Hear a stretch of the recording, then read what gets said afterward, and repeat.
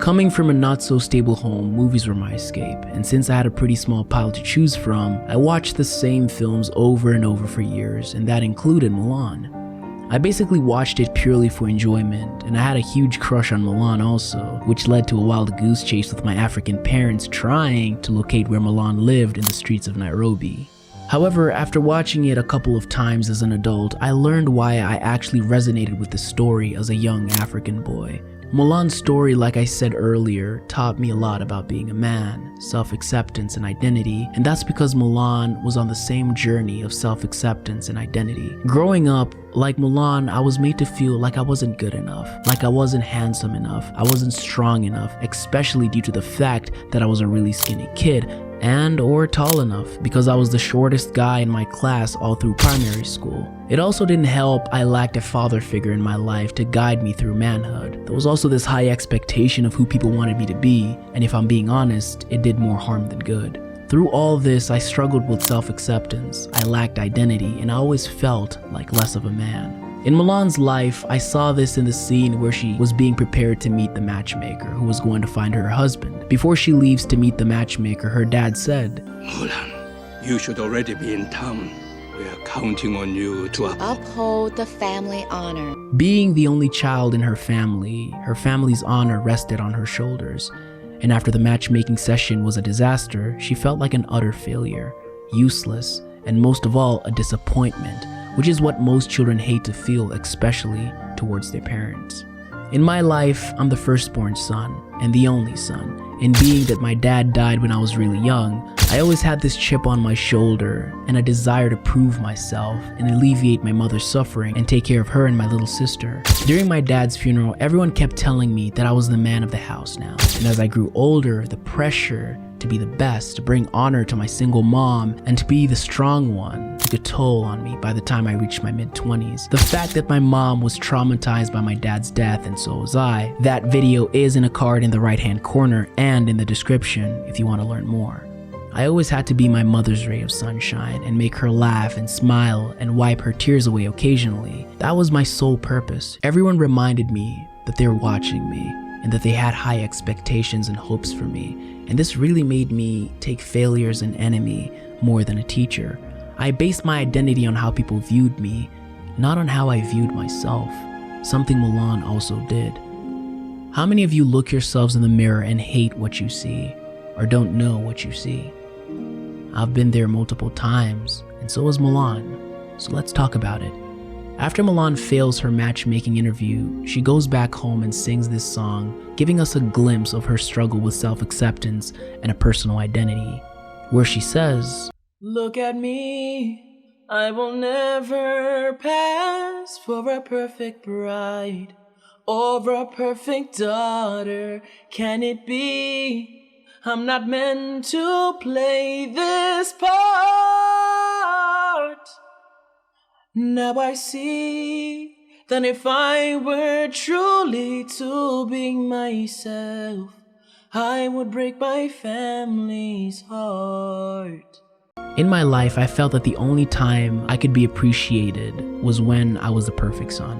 Whenever I screwed up, I always felt like I was a disappointment. So I was never myself, and I always played the part of the perfect child, and hence I never accepted myself, nor did I have a personal identity. Being the perfect child was met with praise and adoration, and me failing or making a mistake was met with an African beating. So I played that part for a long time, afraid to be myself and questioning every step I took. And just like Mulan, as I got older, I felt this. Who is that girl I see staring straight back at me? Why is my reflection someone I don't know? Somehow I cannot hide who I am, though I've tried. When will my reflection show who I am inside? When will my reflection show who I am inside? inside. Just like the song said, 5 months before I turned 25, I suffered an incredible identity crisis, which prompted me to make this channel and find my own personal identity. I once looked myself in the mirror and I didn't know who I was or what I wanted. All I knew was who people thought I was and what they wanted from me. However, I couldn't hide anymore because you can run from everything else but yourself. After the song, Mulan meets her father in their blossom garden and he sees she's in distress. And he then says, my, what beautiful blossoms we have this year. But look, this one is late. But I'll bet when it blooms, it will be the most beautiful of all. This hit home for me in so many ways. Simply put, he basically said, don't worry if it's not going great for you right now. I believe in you, I'm patient with you, and when your time comes, it will be worth the wait. In 2023, I took a gap year to find myself, and all my peers went back to college.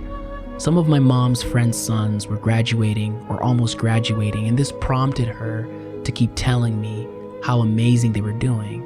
At the time, I was pursuing this YouTube dream, and it wasn't going well for me. To which one time I responded, I'm happy for them, and I'll be successful too. My mom later said, how could you even say that? Look at where you're at.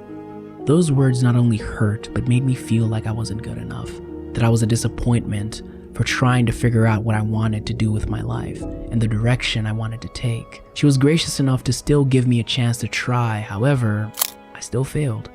It had made me feel even more like a disappointment. I felt like her friends' sons were better, and she was stuck with the loser's son with the YouTube pipe dream.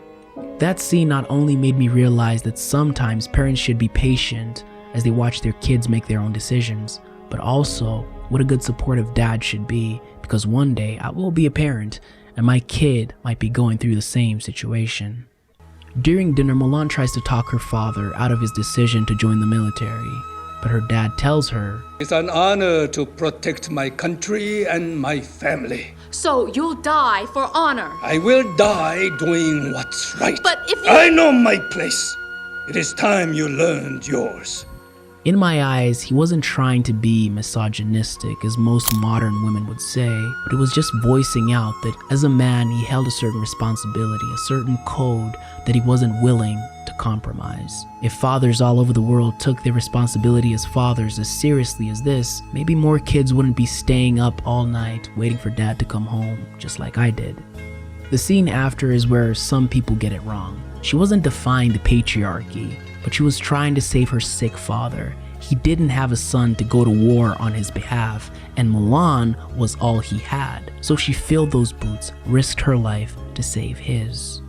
When Mulan was walking into the camp as she pretended to be a man was not only funny, but I viewed it in an unorthodox way. In the presence of secure men who accepted and embraced themselves and who had a solid self-identity, a man who has neither of the above will always stick out, just like Mulan did in this scene here. They could either be the quietest one in the room or the loudest person in the room in an effort to hide who they really are. Take this clip for instance. During a Fresh and Fit live show, one of the panelists lashes out to assert his dominance on another male panelist for saying having a loving family is better than materialistic things. I've never seen such a pathetic motherfucker. Okay, well, let's chill out a little bit, man, a little bit. This is not what men look like. Need I say more? We probably know or have met someone like this, or we've been that guy before. Apart from identity and self-acceptance, the training scene taught me a lot about not giving up and being resilient, as Mulan struggled to keep up with the men and underperformed in all the training exercises. This led her to get kicked out of the camp. Then she decided to give it one more shot. She uses her brain instead of her brawn to reach the arrow. The scene where she slipped as she reached the top and just refused to quit really had an impact on me. So if it ever gets hard, just hang in there till you reach the top. Her success not only proved to her and the rest that she had what it took to become a soldier, but it liberated the rest to tap into their greatness and improve themselves, which was so inspiring. So don't give up on your dream, because maybe once you make it, you'll inspire a whole generation. I would also like to touch on this scene, which will tie everything together on the topic of self-acceptance and identity, Once the soldiers discover Mulan was a woman and Shang spares her life, she sits in the snow with Mushu and says, I didn't go for my father. Maybe what I really wanted was to prove I could do things right. which to me sounds like she was seeking validation from her family, and she was also on a quest to reinforce her identity as an honorable daughter. However, she failed, and she was still going home as a failure. She then continues and says, So when I looked in the mirror, I'd see someone worthwhile. what I got from that was by taking her father's place and defeating the Huns, she could finally accept herself because she did something great and she was worth something. Haven't we all felt that way? That we only love and accept ourselves when we achieve something. However, when we fail and lose, we... But I was wrong. I see nothing. We abandon ourselves and we become mean to ourselves because maybe that's how our environment growing up treated us. When Mulan saw the Huns rise from the snow and go towards the Emperor's palace, she goes to warn the city, Shang, and the remaining soldiers. And when she gets there, nobody listens. However, after being met with this obstacle, she didn't stop. The Emperor is then captured and Shang and his men try to use brute force to enter the palace. However, Mulan had a much smarter approach that used more brain than brawn. Through Mulan's plan, they eventually save the Emperor and Mulan kills the Han leader Shan Yu. And she did it all as a woman, which led to all of China, including the Emperor, giving her a bow of respect. The Emperor also gifted her his gold crest. Then, take this, so your family will know what you have done for me. And the sword of Shan Yu. This, so the world will know what you have done for China.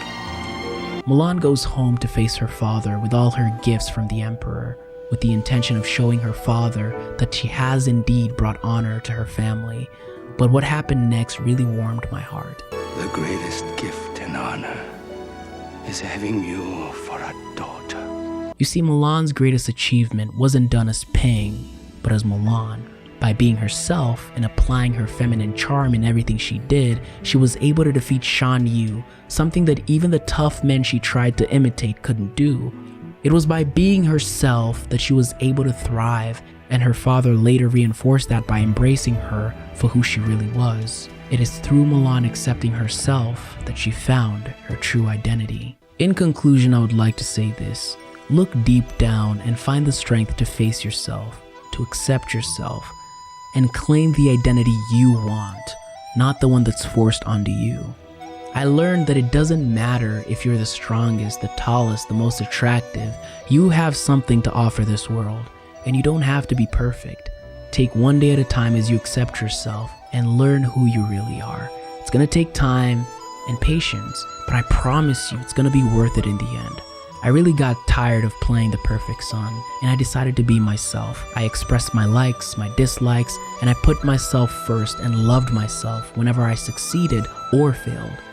And by being myself and accepting myself and choosing my own identity, I automatically became a good son, not a perfect son, and ultimately a better human being.